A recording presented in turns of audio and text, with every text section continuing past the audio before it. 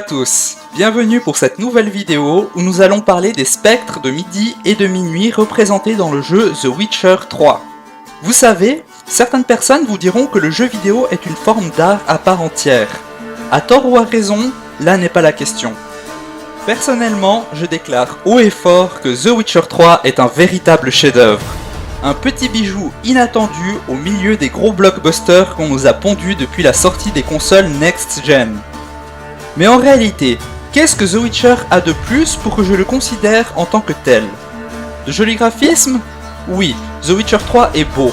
Mais si de beaux décors suffisaient à faire un bon jeu, cela se saurait.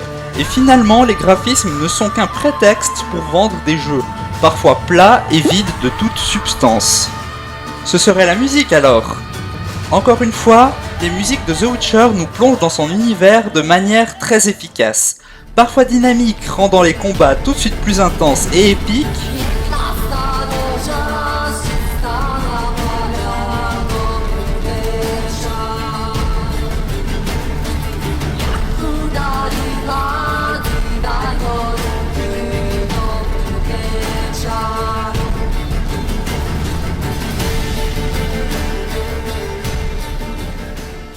Parfois tristes, nous laissant contemplatifs face aux paysages grandioses, ou alors nous faisons ressentir la détresse du monde qui nous entoure, sauvage, implacable et cruel.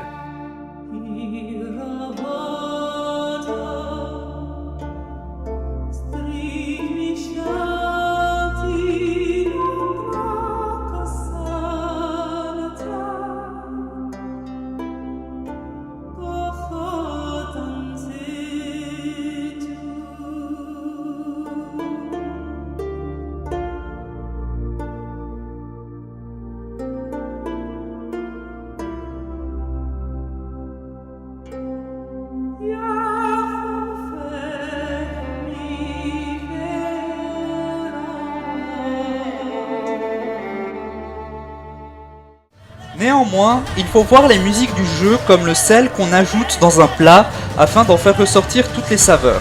La véritable raison qui me fait penser que ce jeu est un véritable chef-d'œuvre, c'est sa narration. Les rencontres avec les différents protagonistes, les différentes créatures que l'on combattra durant nos voyages, absolument toutes les situations sont parfaitement décrites et on se retrouve vite immergé dans un univers certes dur, mais cohérent et surtout terriblement attachant. C'est à ce moment où nous arrivons au sujet même de la vidéo, les spectres de midi et de minuit, qui contrairement à la grande majorité des créatures du jeu, sont des monstres que j'ai toujours eu beaucoup de peine à tuer. Car avant de devenir des spectres vengeurs et meurtriers, elles étaient humaines, et n'ont pas choisi leur sombre destinée. Et ça, le jeu nous le fait parfaitement comprendre, car certes, il faut s'en débarrasser, mais on nous rappellera toujours que derrière le spectre, il y a d'abord une victime. Et c'est d'ailleurs pour cette raison que dans la foule impressionnante de créatures que nous offre The Witcher 3, j'ai décidé de traiter de ces spectres en particulier. Voyons voir ensemble en premier lieu les spectres de midi. Dans le jeu, elles apparaissent lorsque le soleil est à son zénith, s'attaquant à tous ceux qui osent les observer. Elles ont l'apparence d'un cadavre en décomposition, habillé d'une robe blanche et lévitant au-dessus du sol. Pour les spectres de minuit, c'est à peu près la même histoire, à la différence qu'elles ne se montrent que la nuit, devenant de plus en plus dangereuses lorsque minuit approche, et elles sont vêtues d'une robe rouge sombre. Pour essayer de comprendre l'origine de ces entités, il faut tout d'abord savoir ce qu'est un spectre. Étant de nature curieuse, je me suis tout d'abord demandé quelle était la différence entre un spectre et un fantôme, et pour le découvrir, je me suis tourné vers ce bon vieux dictionnaire. Et là, déception totale. Aucune différence puisque la définition d'un fantôme est, je cite, apparition surnaturelle d'une personne décédée, et que la définition du mot spectre est, je cite à nouveau, fantôme. Du coup, n'étant pas satisfait de ma trouvaille, j'ai tout simplement décidé d'en faire ma propre définition. Pour moi, un spectre est un fantôme, mais un fantôme n'est pas nécessairement un spectre. Je vois le spectre comme une apparition fantomatique ayant pris forme physique, mue par une forte envie de vengeance et de justice. Alors que le fantôme pourra se manifester de différentes manières. Une apparition, une voix, une sensation. Je sais que ce n'est pas très juste de ma part de modifier ainsi les sources, mais je rappelle que l'on parle de créatures imaginaires et qu'il n'existe pas de science exacte pour cela. Toutefois, nous allons tenter de comprendre quelle a été l'inspiration qui a donné naissance au spectre de midi et de minuit. On peut en trouver une trace dans le folklore slave, sous le nom de Poludnika. Voilà, je m'excuse pour la prononciation et... Va te faire foutre, gros lard!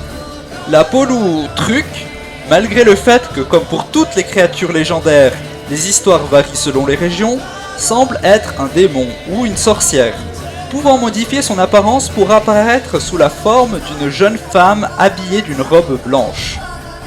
Elle serait capable de créer des mirages, des visions et même de rendre les hommes fous. Anecdote amusante, la douleur que l'on ressentirait à la nuque lors du travail dans les champs serait son œuvre.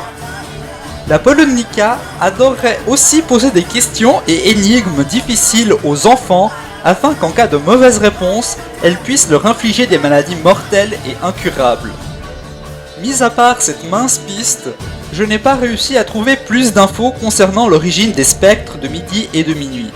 Et au fond, tant mieux, puisque cela contribue à garder une part d'ombre les concernant, les rendant d'autant plus fascinantes. Voilà, c'est la fin de cet épisode, merci de l'avoir regardé jusqu'au bout. N'hésite pas à t'abonner et à partager la vidéo si le cœur t'en dit. Et à tout bientôt pour une prochaine vidéo.